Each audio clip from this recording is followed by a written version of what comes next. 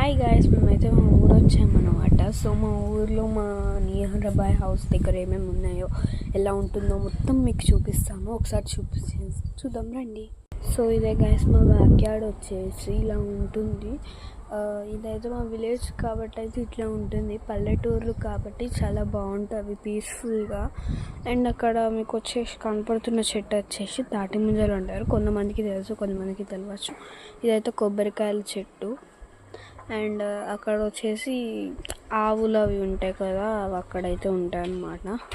So ఇదంతా ఇది ఇట్లా ఇక్కడైతే షెడ్ ఉంటుంది ట్రాక్టర్స్ పెట్టుకోవడానికి.